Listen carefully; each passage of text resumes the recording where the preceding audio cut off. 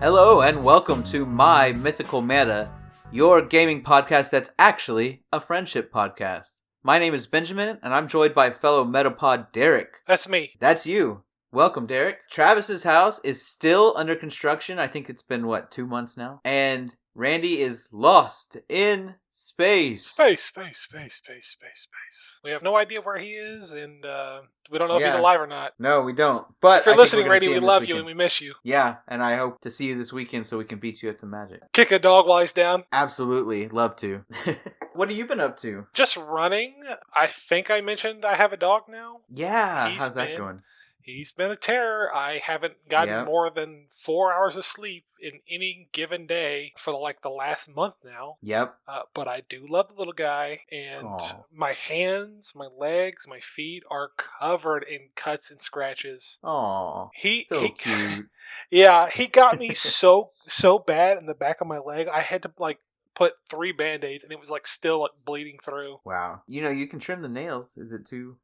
He caught me with his tooth by accident. I was chasing him around, and then he would chase me around. And I used to be able to outrun him. Just kind of run around the living room, run furniture and stuff. But now he's too fast, and he caught me with his tooth by accident.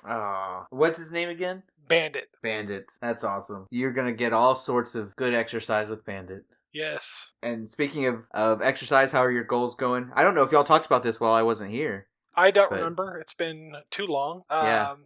I think I said that I was finishing up my last week of my Couch to 5K program, and I beat my fastest time at that point by a minute and a half. I was really pushing myself hard on that one. And the funny thing is that I was stuck at that one number trying to beat it for maybe a month or two. And ever since I broke it that one time, I have beaten it every single time for the last 2 or 3 weeks.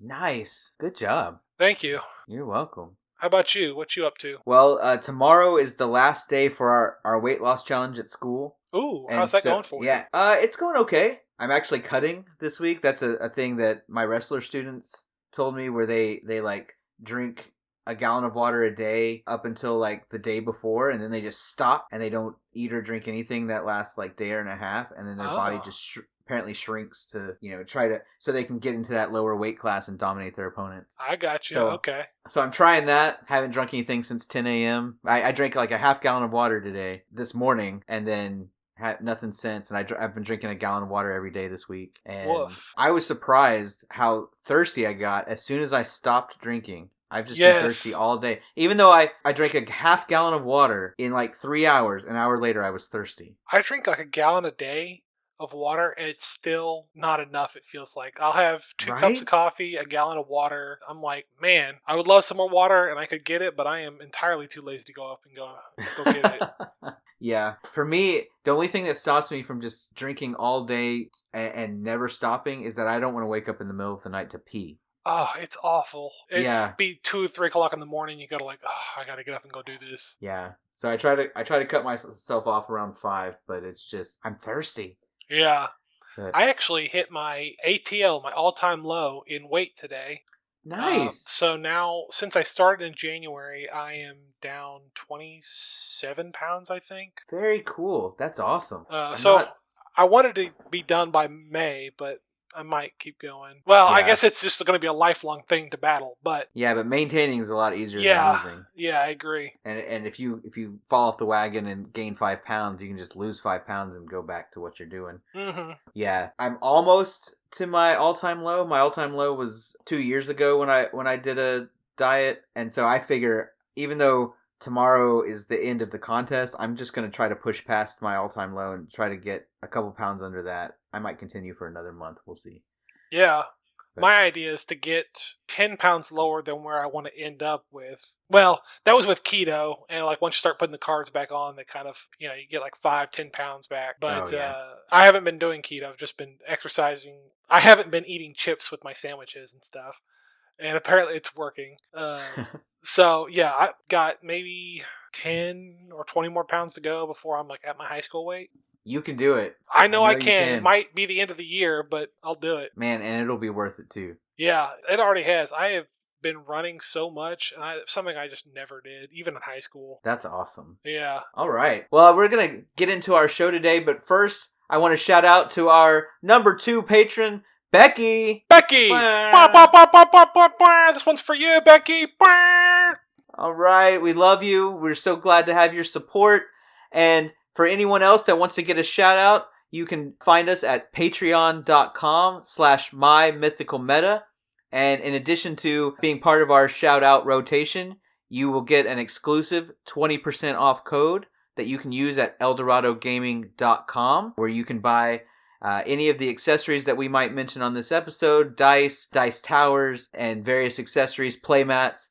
You also get early and ad-free content. Any episode we release, you get several days prior, and if we ever start adding ads to our content, you will still have access to ad-free episodes, and you get access to the My Mythical Meta Discord server, which is where we are recording this right now. We are active on Discord and respond to messages, and you would get a great opportunity to interact with us. And of course, anything that you post, if you have ideas or questions you want us to answer or things you want us to mention, that would be the place to get in touch with us. Of course, anyone can get in touch with us by emailing us at mymythicalmeta@eldoradogaming.com. But, Derek, tell us what our surprise Patreon perk is if they join this week. I'm so glad you asked. I got a very exciting one for you. If we have a new patron, Travis will actually release an episode. If you're listening to this episode, that means we probably got one. So he's been saying his house has been under construction, but I've seen his house. No construction being had on my end. I don't see anything. So I think it's just a general strike that he's in his little house, a little castle, pouting until he gets a patron. So let's surprise him with one patron so we can have episodes flood YouTube once again. The funny thing is, no one will hear this until we get a patron and the strike's already ended. This is true. I didn't think this through. But yeah, okay. He has a lot of work to do because despite the fact that his house has been under construction, we have recorded 2 or 3 episodes and a deck tech. So he needs you to encourage him. Say, I do believe in Travis. I do. And join our Patreon to start these episodes rolling again. All right. The theme of today's episode is how to build winning decks for your meta. And this is interesting. This isn't what we originally set out to talk about. We actually were thinking about some other topics that will probably be discussed on future episodes. But when Derek and I sat down on Discord and started thinking about what we were going to talk about, we said, you know what? We're the 2 winners in our meta. Travis and Randy aren't here.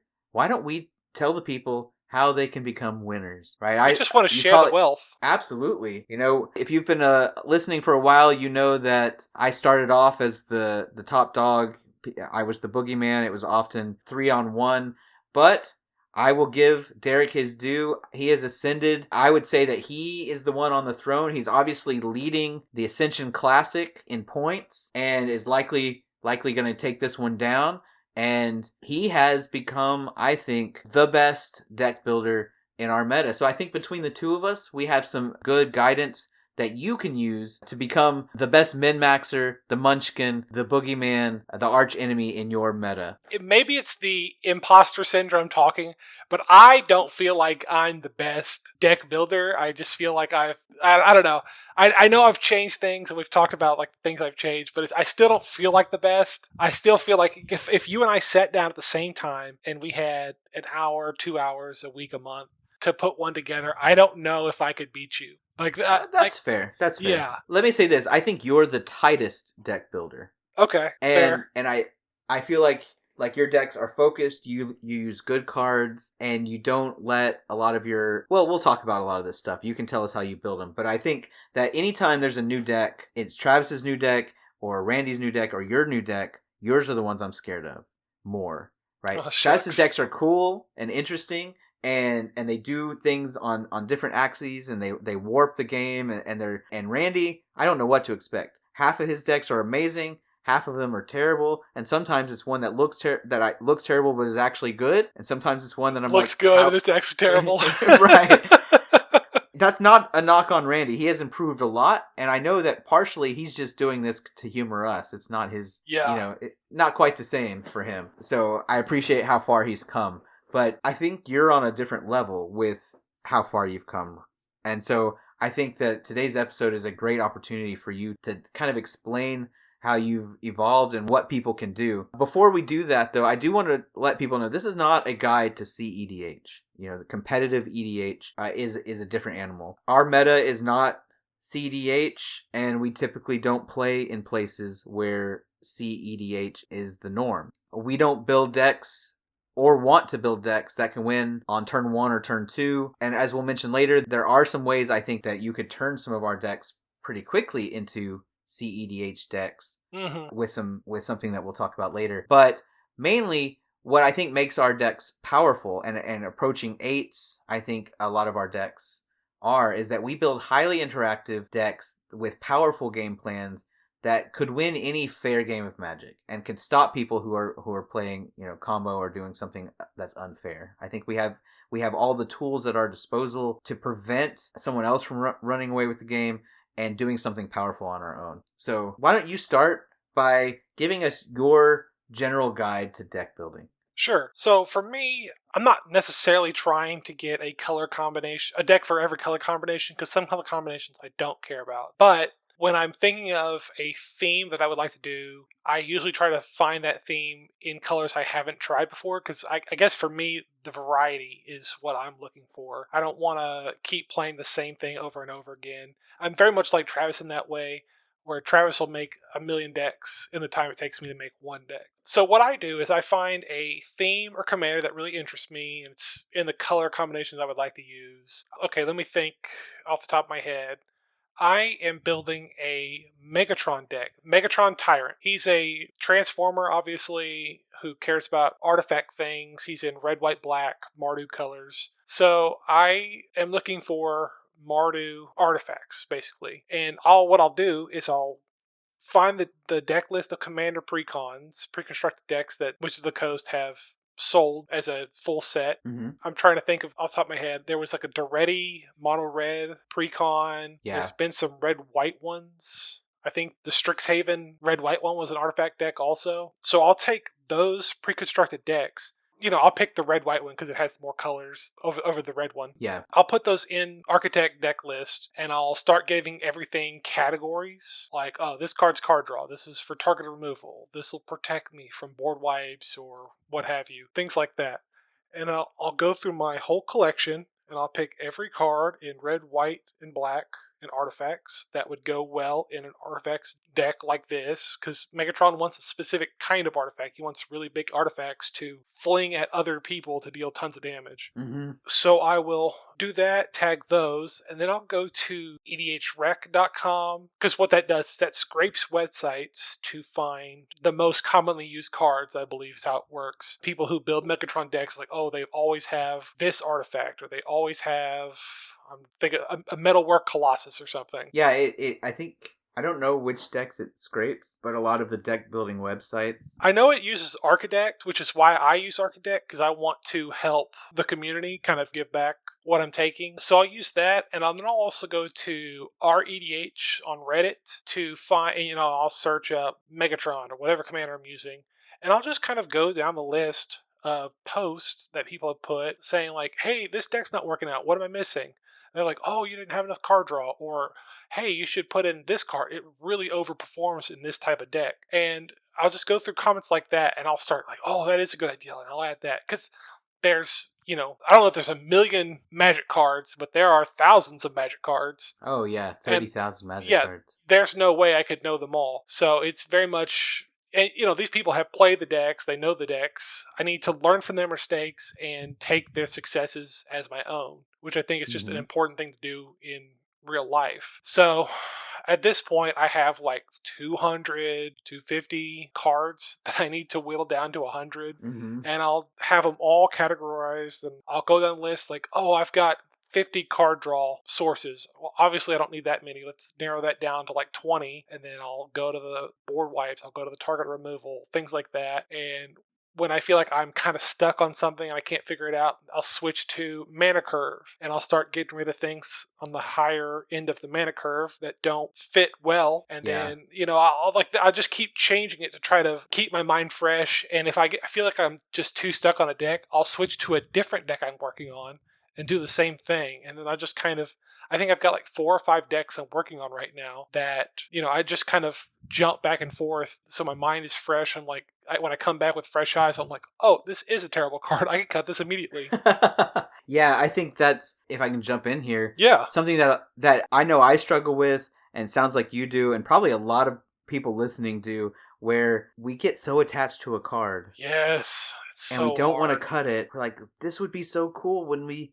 So what do you think it is that makes you realize that the card is not as good as you want it to be? It's a hard question because it's so dependent on so many things. Like, maybe the card is too high of a mana value to ever reliably get out. Or maybe, it costs 6 mana or 5 mana. It costs some kind of mana, but can be removed by one thing, like 1 mana Swords to Plowshare or something. Like, it's hard to justify those kind of things, like that kind of investment in resources that can be so easily destroyed or moved or something. And then some things, I get stuck on some things, and it's just like, this card would be great. Okay, so here's a card that I keep trying to put in decks. Solemnity. Yeah. Which is, I think it's white and 2 enchantment that says, like, players and permanents can't get counters. I would love to put that in a deck because I feel like our meta does a lot of +1/+1s or some kind of counter, and I would love to get someone on that, but I just can't justify putting in a deck, and I almost always end up cutting it because it just doesn't do anything other than just be a thorn in someone's side that could be removed. Right. Will be removed if it's too much of a problem. I think it's a great card to put in if you have like some sort of toolbox deck, like a Zur, the Enchanter deck, where you wait to see what somebody's playing and then you go find the right card to beat them. Or if you're playing, there's several combos with it. So it'd be, if you have cards that combo with it and other things, so you could say, well, I don't mind playing it early as a hate piece, and then also maybe it randomly wins me the game sometime. Yeah. Those I think would be fine. But yeah, you're right. I had the same experience with Solemnity in particular, where I just constantly want to put it in things, and then I don't. I just like, this is taking up a slot that I can use for Smothering Tithe, which is already in there, but, like, it's just hard to justify, and you have to kind of be real with yourself. Like, is this card really going to work? Is that maybe gotcha moment worth taking up a card slot? Because you think 100 cards is a lot, but after lands and all the kind of the bones that you really have to use to make the deck functional, ramp, card draw, removal, board wipes, those kind of things, you're left with like maybe 30, 40 cards. Yeah, it's not a lot. I think even more than Solemnity, the one I keep trying to put in decks is Blood Sun. Blood Sun, it's an enchantment, 2 in a red, that says lands lose all abilities except mana abilities. And there's just so many lands that go with it. There's so many ways that it can hose other people, and it always ends up getting cut. Yeah. But yeah. So you get to 100 cards. Yeah. And then... So the whole time I'm doing this, so on Architect, I don't know if you use it, but I think it's on like Mox, yes, or Mox Opal, or whatever the other famous one or popular one is. Mox Field, yeah. They have a play tester, and when I get stuck on a deck, maybe, or like I was like, I can't figure out what card I need to do, I'll just play test it, and I'll just see how it plays. And it says, I drew this card here, and it sucked. It actually didn't help me when I was goldfishing this deck, and so that helps a lot. And I'll just play test the hell out of this deck until I feel like, hey, this deck feels really resilient, feels like it's ready for anything, or it can help me see the kind of flaws, like, ooh, this deck is really slow, I need to add more card draw and or ramp, things like that. That's actually a good one that I hadn't put on my guide. Playtesting is actually really important, and I do think it's one of the things that makes your deck building so good. Is not only do you playtest before playing us, but then after you play us, you then go back and say, this card didn't do what it was supposed to do. Out. Yeah. Put something else in there. You didn't earn your spot, boy. Right. And I think that's something that a lot of people probably could benefit from is when they draw the card, imagining what other cards could have been there in its place, and would they rather have those other cards? Mm-hmm. It's something I'd like to do more. It's just like stick a piece of paper in the sleeve that says this card could have been, and like list 3 things I was thinking about. Yes, that's a great idea. I would love that. It's just over the last year or two, and I know you can relate to this. I've been too busy to tweak my decks as much as I want to. Oh, I know. But I just don't have the time. yeah, but that's one of the things I always think about is when I draw a card. Would I have rather this was a land?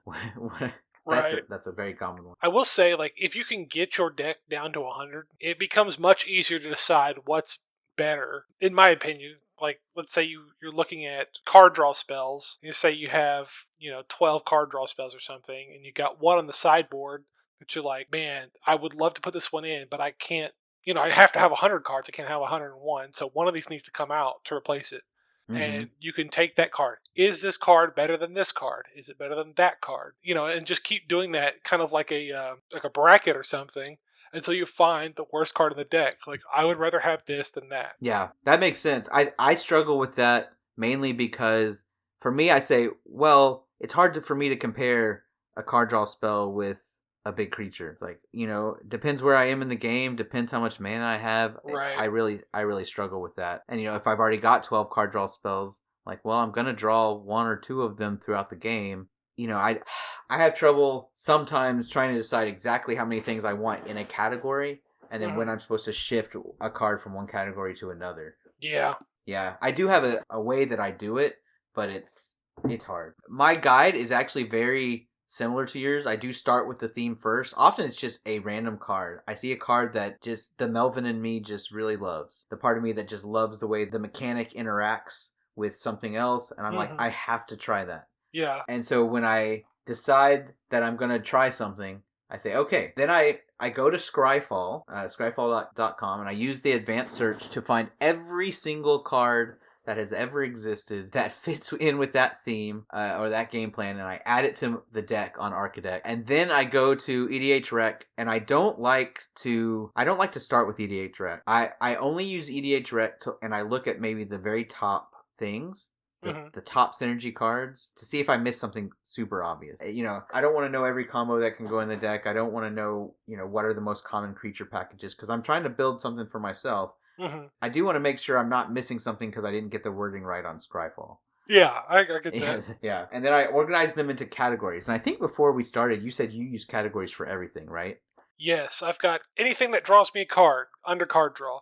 Anything that, ramps me ahead, it's in a ramp category. Anything that can get rid of a creature or some kind of permanent or whatever, a counterspell, whatever. I put that in targeted removal.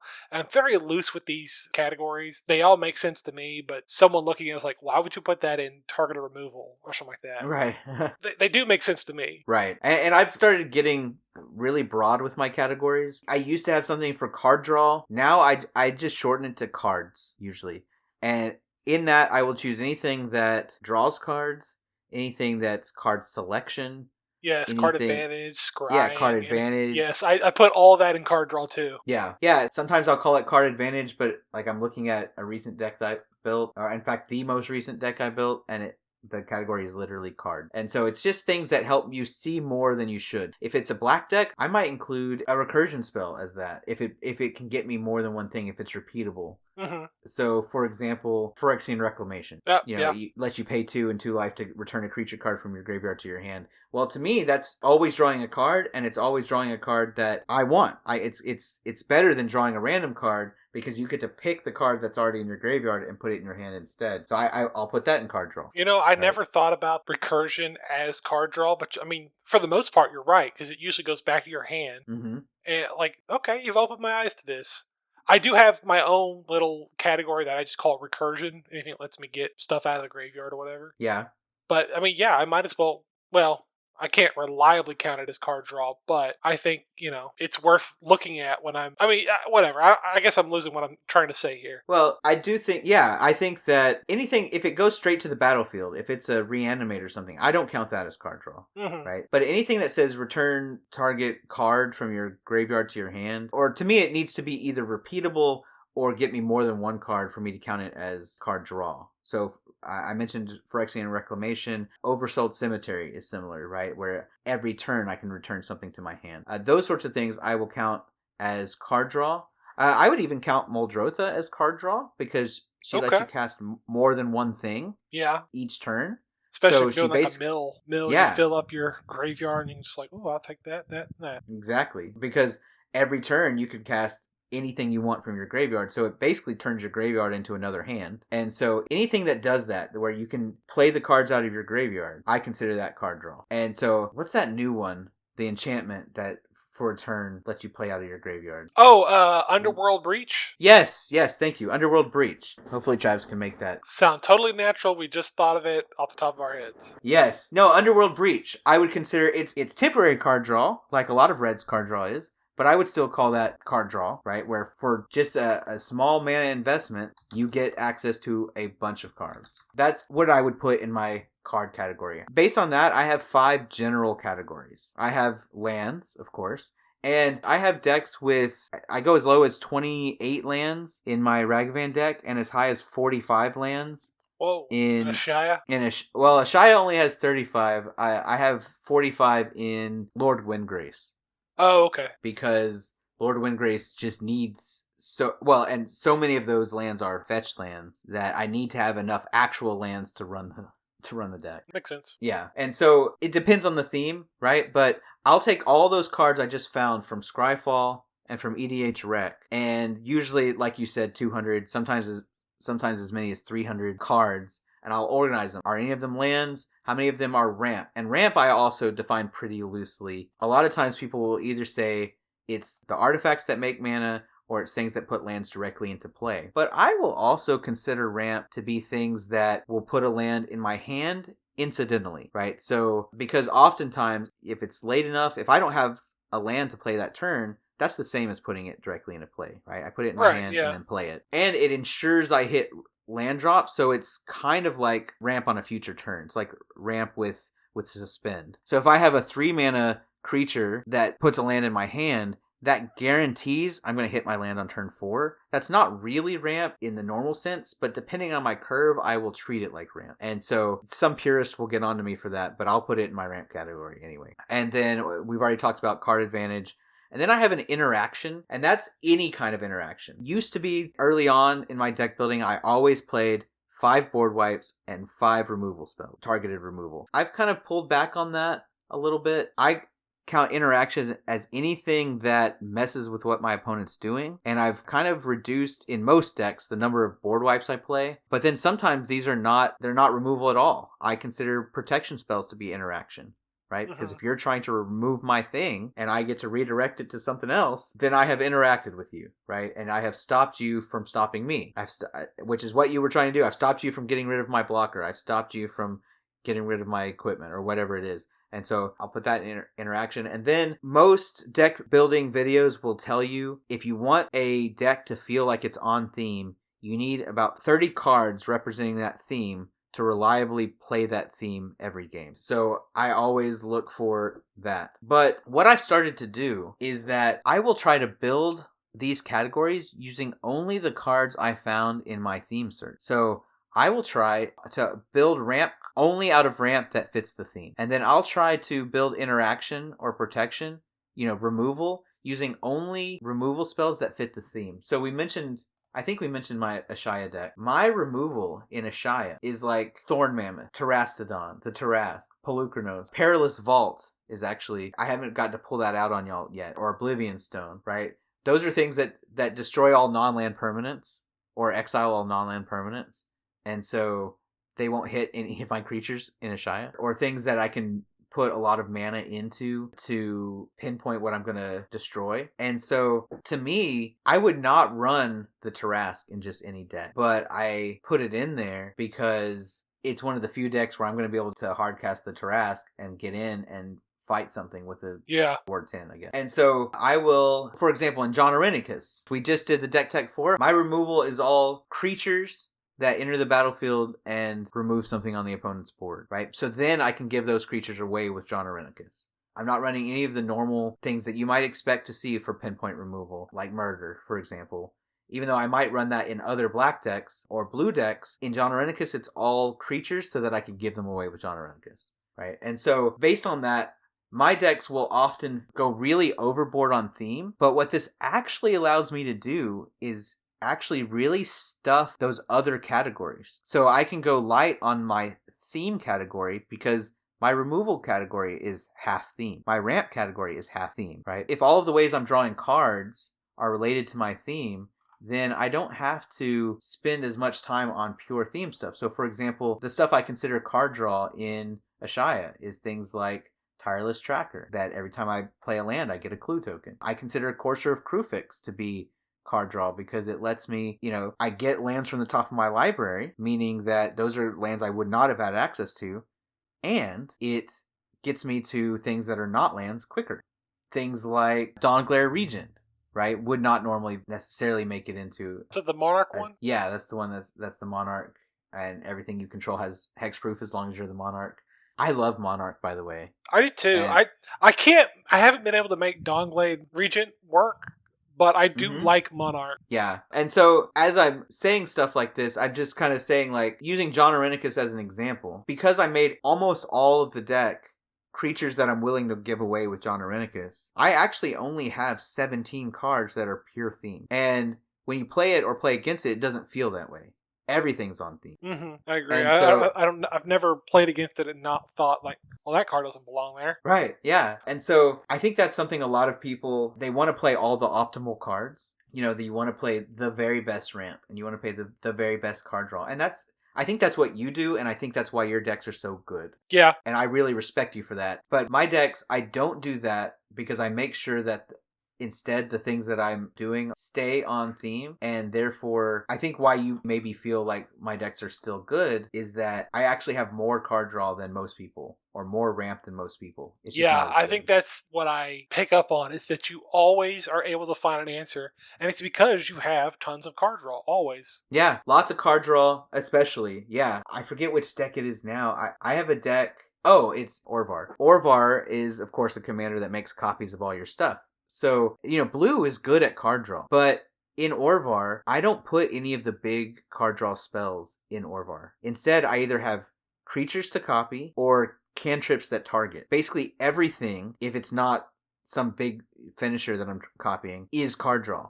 Gets me to the next card. So I think the deck has, 10 or 15 cantrips, things that will draw a card when I play them, and another 10 or 15 creatures that draw a card when they come into play. And so a normal play with Orvar might be target one of those creatures with one of those cantrips, and I get to draw 2 cards. But also, when I played the creature, I drew a card. And if I want to copy something else instead of that creature, I'll draw a card. And so it just churns through the deck so fast by kind of combining the theme with card draw, right? And so that's why I start with the theme and then put them into categories. Then I look for any categories that, I'll start to whittle those categories down, kind of like you mentioned. But I also look at the curve of each category. So my removal, I want removal generally to be cheap because I don't want to spend a whole turn removing things. I want to remove something and play my own thing. So I almost never go higher than 3 mana on removal. Basically, I'll only keep 1 mana targeted removal, and then 3 mana I'll do for things like Beast Within that can just hit absolutely everything. Yeah, what you're saying is that it's hard to leave up more than... 3 mana is hard to leave up, but Absolutely. Not spending 3 mana on your turn. Yes. You could be playing another creature to keep you safe or something like that, but hey, I've got to keep this mana up so that way I can deal with something if something's bad. Yeah. Or, save me in a pinch or something like that. And if you're saving 5 mana and nothing happens, you've wasted your turn. Absolutely. Yeah. But even my creatures that are on theme, or my card draw, I'll try to think about when in the game I'm going to be using that card draw spell, because card draw feels great, and like you were saying, card draw wins games. But also, if I take a turn off to Blue Sun Zenith, right, and I put 10 mana into a Blue Sun Zenith to refill my hand and draw 7 cards, I also didn't do anything to interact with the board on that turn. Yeah. And so I will put a Blue Sun Zenith in there, but also I want to make sure I have enough really cheap things that will draw me cards that I'm not having to invest and take a turn off later. And one of the things that I tend to really focus on are the things that maybe draw me a card every turn that I can play early. I love stuff like that. So I look at that curve, right? Online, there's a big debate about whether or not Phyrexian Arena is better than just a Sign in Blood. Right? I don't think it is, if I'm being honest. And that's totally fair. You think Sign in Blood's better, you mean?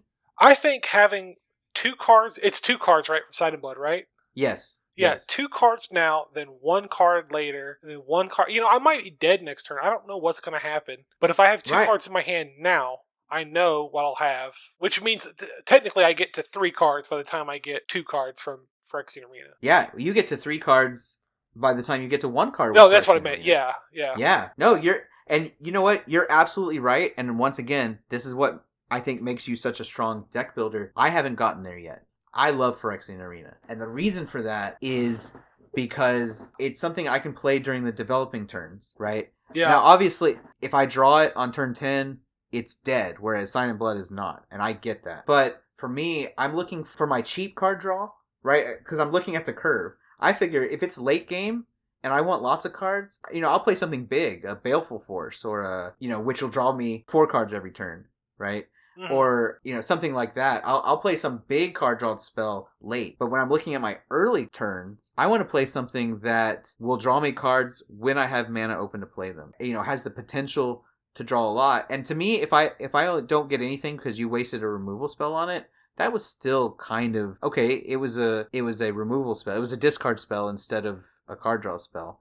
That's still not bad, Yeah. And so I kind of visualize the curve as when am I going to play this? And what do I want to be playing at that point? I don't want to play a Sign in Blood on turn 2 because it just means I'm going to have 8 cards in my hand and discard one of them, Yeah. But on turn 3, maybe people have 1 creature. Maybe people are going to play their commander on turn 4, whatever. In our meta, I'm not about to die on turn 4. Yeah. So on turn 3, I want to be setting up my future turns, and I feel like Phyrexian Arena does that better, right? So you're not wrong. I do see the value in it. So you're speaking from a black player standpoint with, Sign in Blood and Phyrexian Arena. I'm the green player, and I'm thinking of the green enchantments that are like Phyrexian Arena, except they care about if you have a creature at your upkeep that has like 3 or 4 power. Oh, right, yeah. I can't remember what it's called off the top of my head. I used to run those in every deck, and now I don't run them in any because I just hate having to wait because I don't know if I'll have a creature by then to trigger it. Which, Phyrexian Arena is better in that way that you will always get it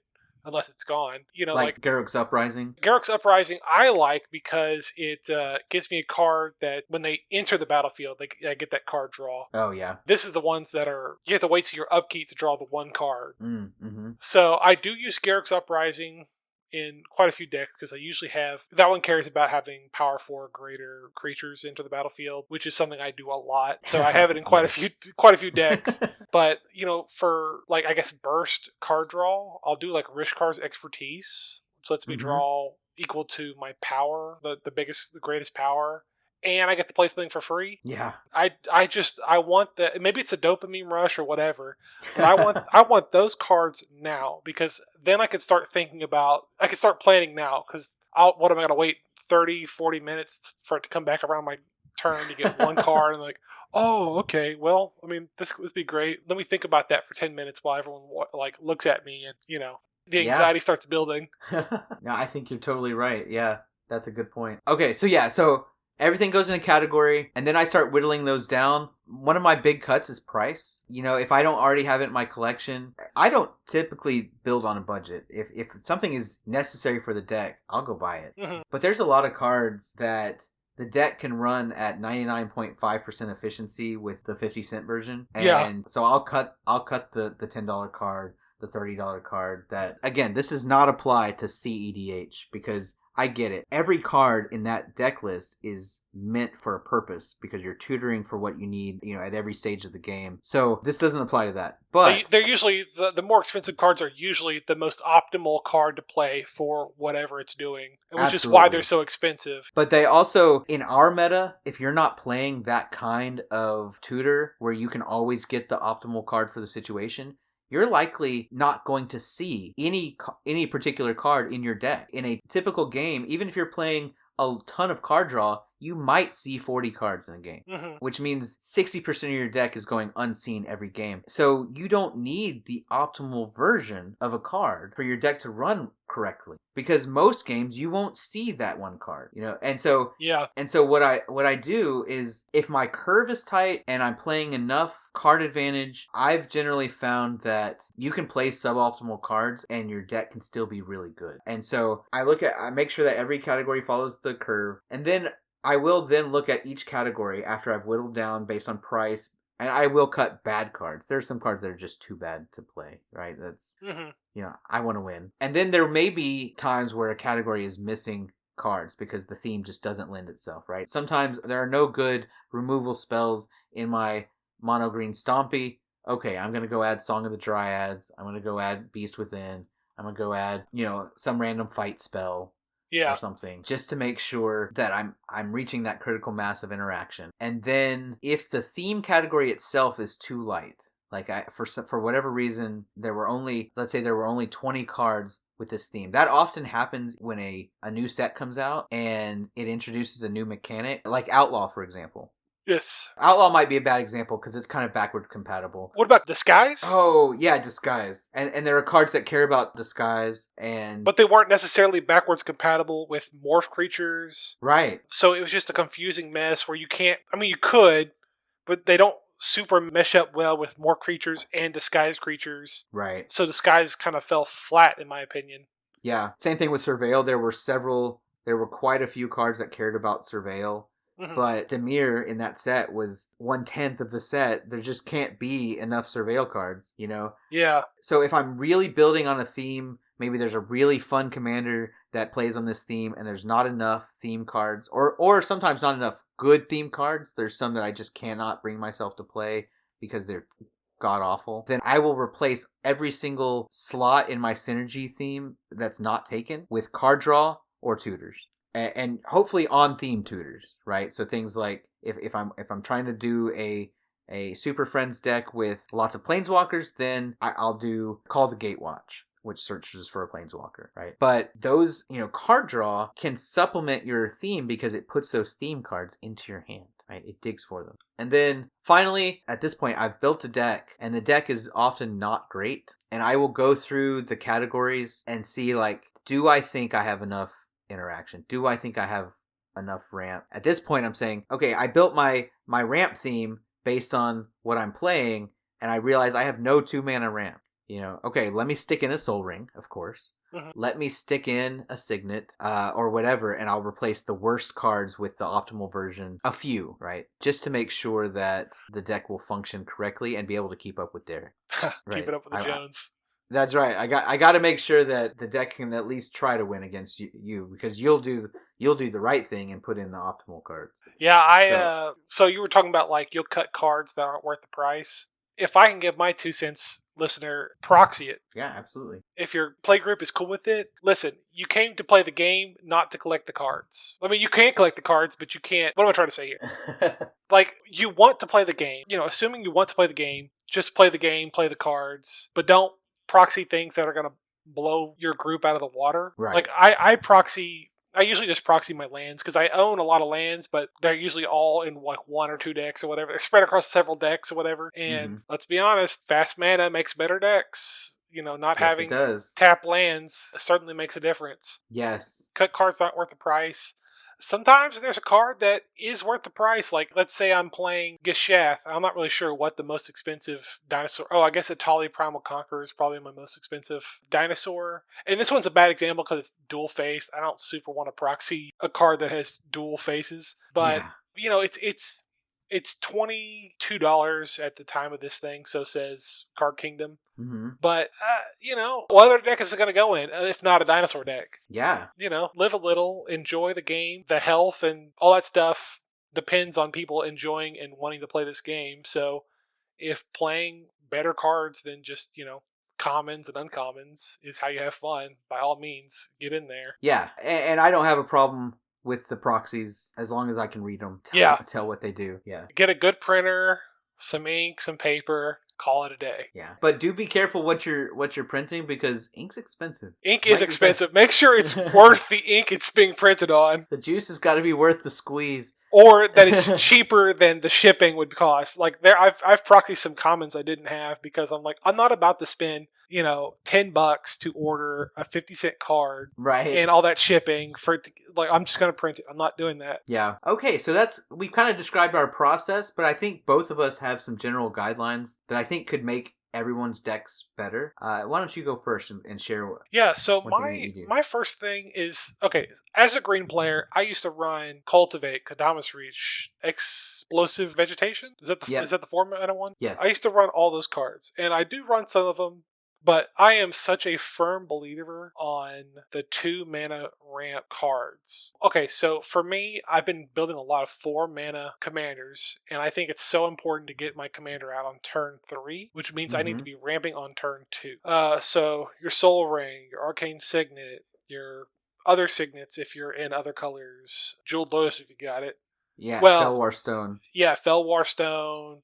I mean, obviously Ancient Tomb and the other good one that Randy has. I don't Mana Crypt? Yeah, Mana Crypt. I don't own them. I don't use them, or I don't proxy them. But those would make the deck much better. But yeah, it's like getting off the ground as fast as possible is, in my opinion, a pretty good way to start the game. And usually you'll get targeted first. You got to kind of play it by ear. If you've got a turn 1 Soul Ring, make sure you got something to spend that Soul Ring on. Otherwise, maybe you sandbag it in case someone else has, like Travis, who will absolutely turn 1 or 2 destroy your Soul Ring just to do it.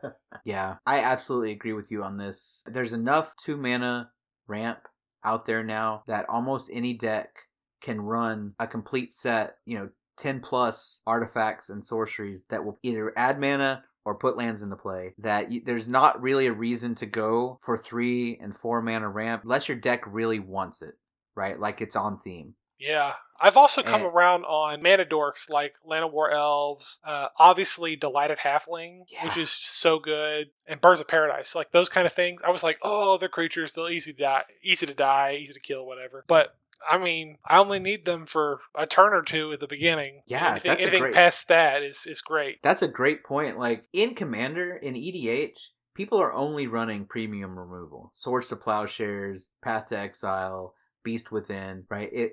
The things that are either catch-alls or are highly efficient removal. And if they want to point their Swords to Plowshares at my Llanowar Elf, please, right? Yeah, because you've done me the favor by making yourself weaker. Yeah, that means you no longer have that for my Ashaya or my commander or whatever it is, right? Like, thanks. If you're pointing a Beast Within at Birds of Paradise, okay, I hit you for 3 then. Like that. From playing elves, I've realized I've come around on that as well. That the tempo you can get from playing them on turn 1 is great. And they're actually not so bad late game. Like what would you rather have on turn 10? A Llanowar Elf or a Rampant Growth? I think I'd rather have the Llanowar Elf because at least, it acts as a pseudo fog. It can block something, get in chip damage somewhere if you don't need it to block. Or it can provide synergy if you've got some sort of, I run a lot of those cards in my Nethroy deck because he just gets them right back. Whereas yeah, that's great point. Yeah, so I absolutely agree with you. The cheap mana, the things you can play early, are worth so much more than the 4 mana ramp that honestly you have to ramp into it to even be sure you're going to be able to play it. Yeah, so I do strong believer in 2 mana things, but I do have exceptions, and that's for your 5, 6, 7, 8 plus commanders. Like for instance, my Joda Archmage Eternal deck. How many ramp spells and land spells How many lands and ramp spells do you think I run in that deck?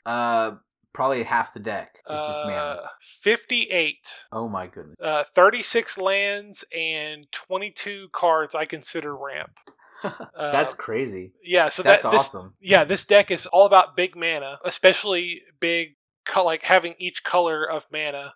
So it's important to get tons and tons of lands and things that'll let me get different kinds of lands, things that'll fix lands, that kind of stuff. And this is where all my good lands have gone because it's so important to have the right kind of colors so that way I can cheat them out. So it does depend on the deck you're running. Henzi, let me see how many I have at Henzi, because this is another big mana deck that Henzi does make them cheaper, but I still got to get them out there. I run 16 in Henzi. Those are like things like Goreclaw, which plays well into Henzi. Things like Yumori, things that like make creatures cheaper. Yeah. Delight of Halfling, like I said, Birds of Paradise, Black Market, things that play into that kind of theme. So like, of course, Geshath, who's just big dinosaurs. I have 17. Playing gigantic monsters is what I love to do in Magic. So a lot of these decks. I have the 2 mana stuff, but I do have a lot of the 3-4 mana ramp spells. Yeah, and I think what makes your decks good, I keep mentioning the optimal cards, but you make sure that you can play your card. Mm-hmm. You say, okay, I have a 4 mana commander, I need a bunch of 2 mana ramp. I have a 5 mana commander, 6 mana commander, 7 mana commander, then I'm going to play more ramp. Like, you said 22, I thought I was doing great in my Baloth Baratil deck with 20 ramp spells. And you just came back and said, no, I have 22 ramp spells in this. And I was like, okay, all right, I get it. Yeah. For Jodah, I want to ideally play Jodah and activate his ability the same turn because I can't guarantee he'll make it around the table. So I need to just be spending turn 1, 2, 3, and probably 4 and 5 to get up to 9 mana. Yeah, and then on turn 6, you play Jodah and Omniscience and everything else in your hand. Yeah, and then win the game. Yeah. Yeah, it's impressive, and it makes a lot of sense with your play style. Like, if you're doing big things, you got to be able to pay for big things. Mm-hmm. So that's your exception for 2 mana. Is if you're trying to go bigger, you'll play the bigger ramp spells too. Mm-hmm. Okay. The next guideline we have is that card draw wins games. There is too much card draw. Like 50 card draw spells is too many, I think, depending on the deck. But I feel like it's one of those things like, responsibly, I don't think you can have too many card draw spells. Because that's what's going to keep you in the game, getting your land so you can keep playing spells, getting the spells so you can keep playing spells, get your removal, board wipes, whatever, have your threats to save yourself or knock out someone so you can keep playing the game. Mm-hmm. Yeah, and just to remind everybody, when we say card draw, we mean card advantage, things that just keep your hand stocked and able to keep playing. Mm-hmm.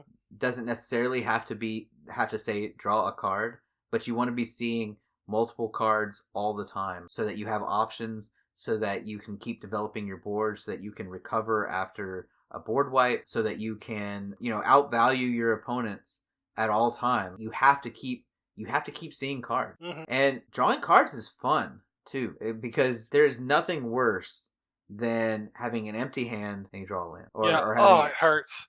Waiting 30, 45 minutes for it to come back to you to draw a land and to pass the turn. Yeah. Oh, it hurts. Those are the moments where I've just deflate. I am trying to hold back the salt and the frustration, and it's just, ooh. And then you do it again. It's another land. Oh, God. It's sickening. That's how Travis felt when you played that Jin-Gitaxias. Yes. And he had to discard his hand, so he's like, okay, draw a card, play it, pass. Yeah. But that's it. Even if you draw gas, you might draw an amazing play and you play it, but it was still just one thing. It means that if someone else is drawing a bunch of stuff, they point their swords to plowshares at your big play, and they play a bunch of other stuff, and you're still behind. You could have drawn the best card in your deck, but it's still just one card, and it still only takes someone else one card to answer. Yes. And so, yeah, having ways to get card advantage, absolutely important. And this kind of, this 1-2 punch of mana plus cards, I think is what makes Simic so good, green plus blue. Yeah, because every single commander does exactly this.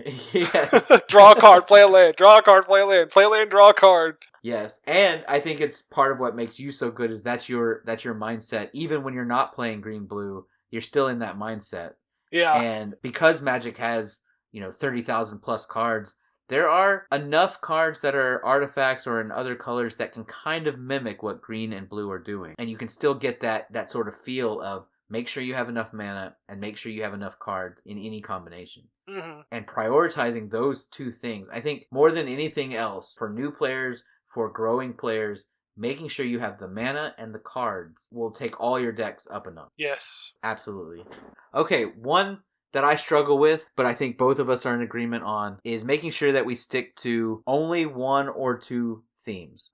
I always want to, I start to build a deck, and usually it's inspired by one card, and so I'll find all the themes, but as I do my Scryfall search, I'll see a lot of them say this other thing. A lot of them say, oh, if you play a card from exile, then do this. And I'll say, okay, let me also go find all the cards that do that. And then by the time I start whittling down cards, I realize that I either am only going to have 10 from each theme, which means when I don't draw those 10 cards in order, my deck's not going to work right, or I end up with a lot of suboptimal cards because I don't have the synergy to make all of them work. So yeah, when I was I made the Aragorn King of Gondor deck, and so Yeah. what I did is I took the Riders of Rohan precon that Wizards released, which has Eowyn as the face commander, Aragorn as the backup commander. I switched those, and that main deck was the main theme for that deck was human matters, and so it's just nothing but human creatures, doing this and that or whatever.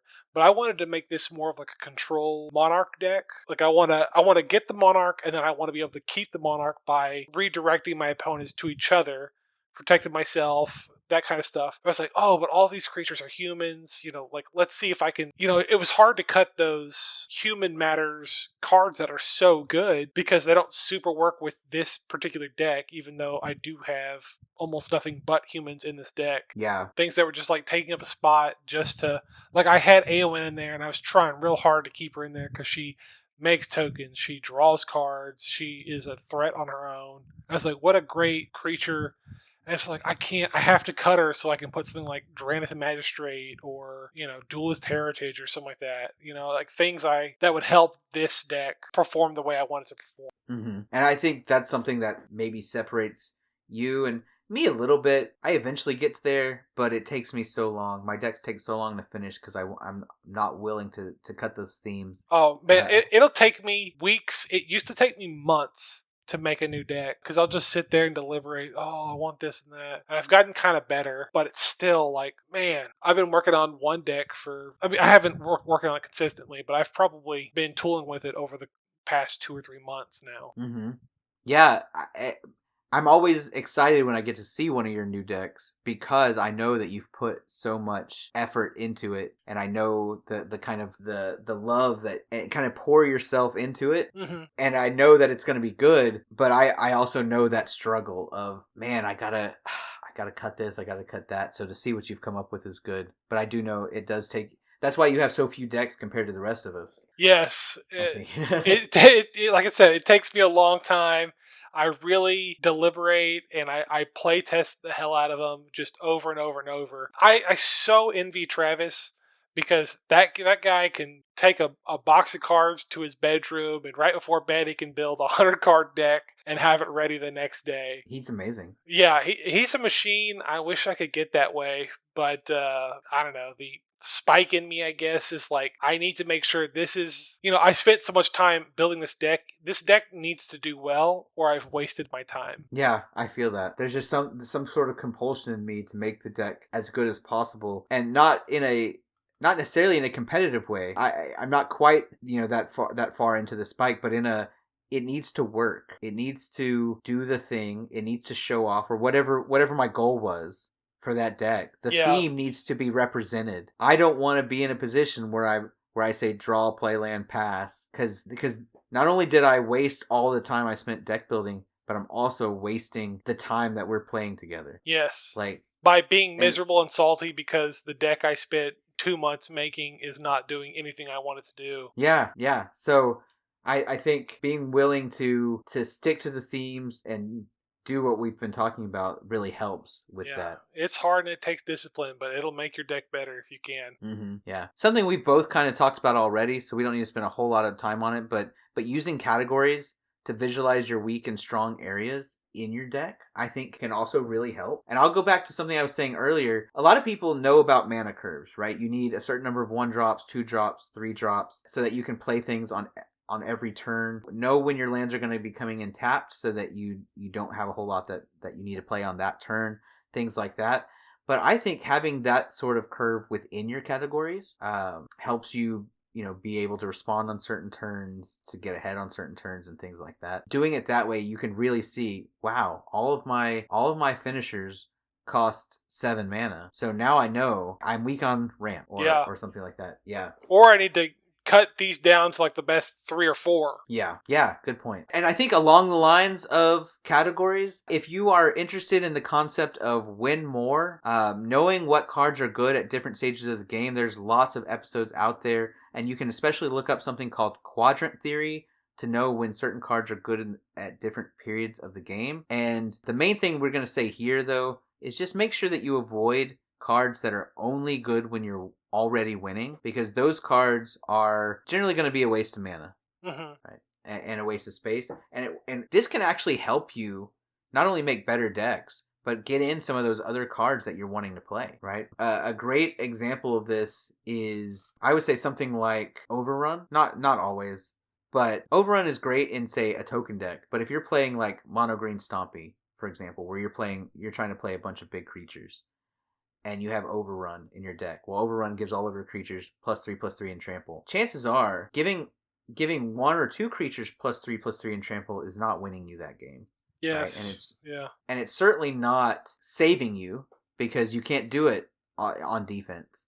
Right? So it's not great if you're losing or someone's coming at you. Right. It's only great when you already have a bunch of big creatures on the board. And so if you already have a bunch of big creatures on the board, your deck is doing the thing. And so you can take that out and put something else that's going to help you better. Probably card draw, honestly. Yeah. I mentioned him earlier, Atali Primal Conqueror. Yes. He won't fit into development because he cost, 7 mana? Yeah.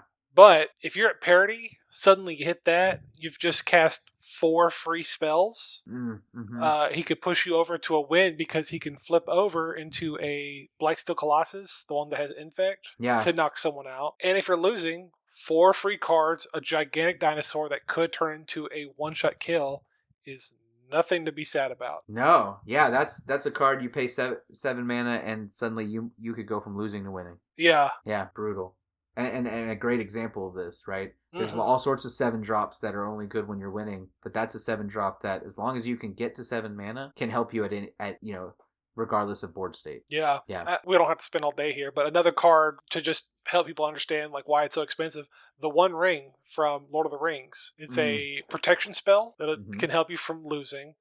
It lets you draw cards for development, parity, and winning. Because the more you draw cards, the more you're going to... So you tap 1, you can draw a card. Then the next turn you can tap for 2 and draw 2 cards, and 3 cards, and then 4 cards. And it's just, kind of death by indulgence. But, I mean, drawing cards, you'll find something that'll help you win the game. Yeah. Or break parity, or get you out of a losing situation if you built the deck well. Yeah, there's a reason that the cheapest version of the card is $50, and there's several over $100. Yeah, and it was sold for $2 million. What? Oh, the one of one? Yeah, the one to Post Malone that has the Elvish script and the one of one, all that stuff. Which is super special version, but still, it's a pretty good card. Yeah. Okay. Yeah, and I want to finish this section on general guidelines. We've described what I think are some pretty standard ways of building decks and making them good. If you want to take that leap from good deck to CEDH, couple things. Tutors and fast mana are what differentiate CEDH from everything else. The ability to see any card in your deck and play it, and by extension, usually that means seeing any combo in your deck and playing it on turn 1 or 2, or being able to stop that, right? Which usually means having the mana and being able to find the cards you need to stop someone from tutoring up a combo and playing it. That's what it takes to be at that really competitive end where you're going to find your 9s and 10s on the power scale. And so we didn't talk a whole lot about tutors and fast mana because that's only appropriate in certain metas. But I will just caution you on this with tutors. Tutors will make any deck better, but it will also nullify. Usually it nullifies a good half your deck if you add tutors. If you add enough tutors where you're seeing them consistent, because you're always going to tutor for the same cards, right? Yeah. If you're running 10 removal cards, but you're always grabbing Anguish Unmaking, then you don't need the other ones, right? Then you start saying, well, I don't need, I'm only going to play 3 removal spells a game. I might as well take the other 7 removal spells and turn them into tutors. Sometimes they'll find me the removal spell, but sometimes they'll find me a land, and sometimes they'll find me a finisher. Basically, it just becomes an arms race on who can get the most tutors. And so while both of us clearly love to win and love to build strong decks, I think you can correct me if I'm wrong here, but I think we would both agree that you'll see more cards, a more diverse group of cards, and have more fun as a play group if you try to limit tutors to only grabbing, like, say, secret commanders or theme cards, and otherwise try to limit their use. Yeah, I 100% agree. Tutors are going to make for a more competitive, high-level game, assuming you know what you're going to go for. If you're going to do a tutor, make sure you have something to tutor for. Don't Yes. put one in and say like, I guess I could get this, and it's like, a 4 mana thing that does relatively nothing. Yeah. Usually people are playing tutors so that way they can get their combo piece and they can win the game. And that's kind of how CEDH works. And they have their fun. All joy to them. It's boring for me, so I don't ever do it. Not to say that we don't run tutors every once in a while. Like my Hinsey deck. Absolutely. My Hinsey deck does have several tutors that play really hard into Hinsey's game plan to get big creatures out and to sacrifice them. So things like Sidisi and Protean Hulk, things that want to die to go get other things. But that's just to kind of keep the game kind of fun. That helps kind of, well, I mean, he's Hinsey Toolbox Tory, so it's very much like a, go and I'll get the silver bullet if I have it to help that deck. And I mean, maybe you can correct me if I'm wrong. That deck does... It is a pretty strong deck. Absolutely. Because it can silver bullet a lot of things and kind of grind its way out of there. Yes. And I think tutors play a part in that. Absolutely. But I do think it does suffer from what I was talking about, where once you find the tutors, you're going for basically the same cards. Yes. And so if you did find a cool card that you're like, I want to put this in here, it'll be so fun when I play this, but it's not the best card, tutors make it, in my opinion, make it less likely you'll see the cool card rather than more, because you're going to close out the game before you draw it. Mm-hmm. Now, that's not to say it's bad. And I think because you're not running the super fast mana or combos that stop the game, I think that you running the tutors is basically another version of card draw. Yeah, and that's basically how it works, is that, Hinsey makes them cheaper to blitz them out, so that way they die guaranteed. I draw a card, and then I go get another card to put in my hand. Yeah, no, I think you run them very effectively in Hinsey. And I do run a lot of tutors in my Shizo's Caretaker deck. It's not actually Shirei. Nethroi is my commander. Nethroi is black, white, and green, which gives me access to a lot of small power creatures that work really well. But the deck was built around Shirei Shizo's Caretaker and abusing his ability, which lets me, every time a creature with power 1 or less dies, I can return it to the battlefield at end of turn. If the deck's built around Shirei, I need to make sure I can see Shirei every game. So I do run several tutors in Shirei that let me do that. Mm-hmm. So I do think there's a time and place. And of course, if you're playing something, I think Travis does a similar thing in his Sisei Weatherlight Captain deck that is secretly a Wynota deck, right? I think that there are many cards that work great, but they either aren't legendary and can't be a commander, or they are legendary, but they're not in the right colors. Yeah. And so to me, right, tutors are the only way your deck's going to work if you want to play with those cards. And that's, to me, that's absolutely fine. No reason not to do that, because you want to see that 100% of the time. Yeah. So, all right. Anything you want to add about ways that people can improve their decks and maybe kicking up a notch from their, stop playing 6s and become 7s, 8s, and 9s? I don't have anything super impactful left to say. Just make sure everything you're doing is keeping the pace with your meta. I mean, you could push the boundaries, but don't go so far out of the boundaries that you're stopping them. Make sure everyone is, having fun and back and forth. Like, stomping games is going to be fun once or twice, but you'll lose interest, and your opponents will lose interest because they don't want to get humiliated every time they play. So awesome. Yeah, I think that's great advice. Yeah. I think that's wonderful. Benji, okay. Can you give us some words of wisdom, please? It's been so long. Yes. Okay. So honestly, you kind of stole them right there at the end. I think that's great that we talked about winning. We talked about ways to win, and we'd love to continue talking about this stuff. But the most important aspect of winning in any game you're playing is the meta and the people you are playing with. So find yourself a winning strategy, whether that means you build with a theme in mind, you always play the optimal version of cards, you make sure you have enough lands and ramp and card advantage, whatever it is, but also make sure that you're building with fun in mind. that you're playing games with the people you care about, and that you're spending your time in a way that feels fruitful and worth it, right? We talked about the time you spend building decks and the time you spend playing games and the money you spend building decks and playing games. Make sure that you are spending and building and using that time in a way that rewards you and is not wasted. That's what I got for tonight. Derek, I enjoyed just being with you tonight. It was fun. It was fun. I didn't think it wasn't going to be fun. I just was like, we'll two-man it. We'll see how it goes. Yeah. Now, I do miss Travis and Randy, and I'm looking forward to being with them next week. Hopefully we'll get a beat on Randy's location. Yeah. Put some radar stations up. See if... Hey, if we're lucky... No Red will find him. Yeah. If we're lucky, maybe he'll host Magic this weekend. Well, I don't think he's got a kitchen table, so... Oh, I thought he was getting a new table. He might have one, but I'm also not super keen on playing on the floor like a little toddler. Yeah. I've got a bad back. You're right. Maybe we'll just go to an LGS, which support your local gaming store, people. Yes, please do. Got to keep the game alive. That's right. And speaking of your local gaming store, if you would like to support the show or get the latest in metal dice and gaming accessories, you can always use promo code META at eldoradogaming.com for 10% off your order, or join our Patreon for 20% off your order. And thank you for doing the show with me, and thank you, listeners, for joining us. I hope you have a wonderful night and happy gaming. I hope you have an okay night. Goodbye. This episode was sponsored by Eldorado Gaming. Use the promo code META for 10% off your order. Please like, comment, subscribe, and share. This episode was edited by me, Travis Konishek, and our intro and outro music is by Tyler Heath of the Oh Hellos.